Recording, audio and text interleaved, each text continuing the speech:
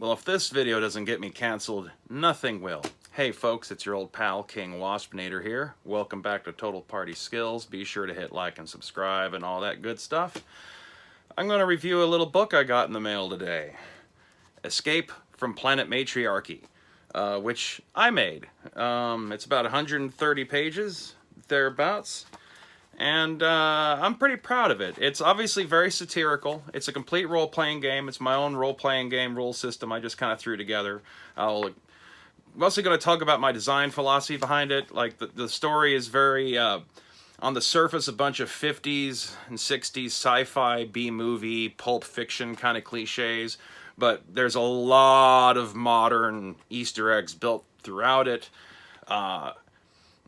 On one of the various pages I put up on it for like the original copy, which I'll show you in a second, I'd put this thing kind of like a tongue-in-cheek, calling it like a feminist critique of atomic age science fiction. And the thing is that's not entirely dishonest.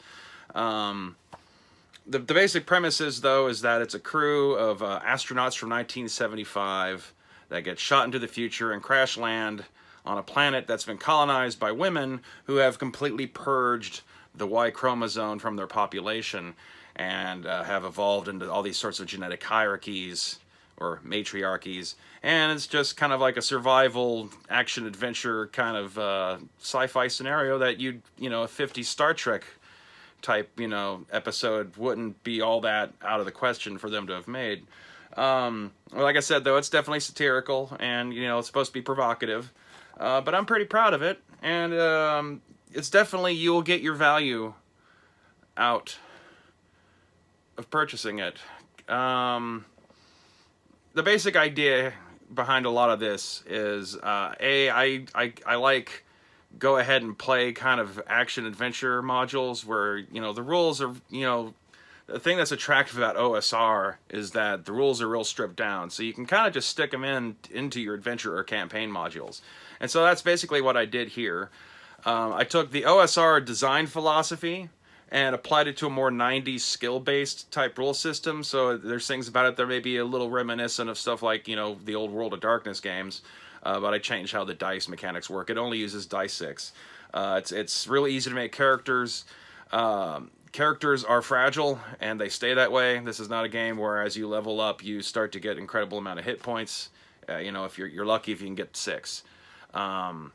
It's like point buy for the 3 attributes you have, and then there's a bunch of skills that you can purchase bonuses with, so that when you use that attribute number to make a roll to see if you get a success, based on a difficulty number, if you have the right skill, you can add that skill bonus to your roll and stuff. I feel that's pretty straightforward. Obviously, it needs to be experimented with, and it's purposely designed to allow you to have house rules. Because, like I said, it's not the D20 rules, but it's very much put together in that kind of spirit. Also, part of the format of this kind of like pulp fiction-y B-movie kind of storytelling is that, by modern standards, like the only genre where that kind of story really works anymore and is still fun and entertaining is role-playing games. Part of the problem you have with the Conan movies. Y is the one that is written by John Milius, and that's the furthest divorced from what Conan stories by Robert Howard is like. Why is that the best movie? Because those nearly 100-year-old story tropes, it just kind of seem old-fashioned and hokey, because they are. But role-playing games are kind of based on them, and even to this day, the very best RPG adventure modules that you can find and play for D&D and other games bring in a lot of elements from that era of storytelling. And so that's what this is an answer to, because I kind of am flipping it a little bit backwards, and I'm approaching writing these in the same way that people wrote those sorts of pulp novels back in the day, hence the exploitation cover and all that kind of stuff. But definitely check it out. I'm not wasting my time, writing yet another version of D&D. I'm trying to give you something that's a little fresh and new and topical. And also, I have fun writing these. I've already also got another one out called Expedition to Ancient Egypt, which is already available on DriveThruRPG. You can get this on DriveThruRPG or the print version right here on Amazon. Oddly enough, the Amazon version is a bit cheaper. That's because of, I figure it might be a bit more of an uphill climb to encourage people to buy stuff on Amazon than on DriveThruRPG, since people are on DriveThruRPG for the explicit purpose of looking for brand new games to check out.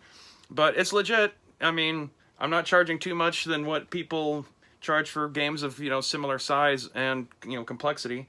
If there's one complaint about it that people might have is the lack of art. But, I don't got a lot of money trying to like self-do this stuff, so if you want to give me a bunch of free high-quality art to use in my future books, hey, feel free to get a hold of me. But that's generally not been the trend, and so you get some public domain chapter heading stuff, which, it conveys the aesthetics and the tone of what the adventure is. So I feel like it actually all goes together. Like I said, in many ways it's like reading a novel, an old Pulp Fiction novel. There's none of that kind of stuff from the 90s, none of that white wolf conceit where, there's a whole big section of the book is written from some character's point of view and you got to figure out from what they're saying what the hell's going on. This is written just strictly as like, here's information for you to run the game. And I don't get too lost in the reads of like describing, what people are thinking as they're in it. It should have, a lot of it be self-explanatory. It's supposed to be a little bit glitchy.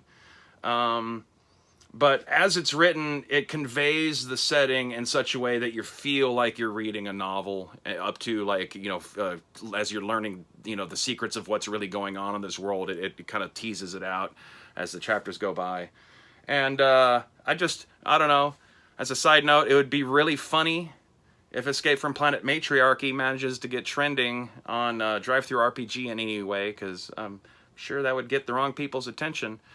So I don't know. When you have like 0 followers, getting canceled's like not the worst thing you can do to me. So be sure to pick up your copy of Escape from Planet Matriarchy on DriveThruRPG as a digital download, or on Amazon in print, or on Kindle. Either way, thanks a lot for watching this. I'm King Waspinator. Thanks for watching Total Party Skills. Tell me in the comments below what a terrible, sexist, horrible pig I am for having made this at all. And still go ahead and buy it so you can critique it properly and tell me how terrible I am the right way. Check you later, and have a good one.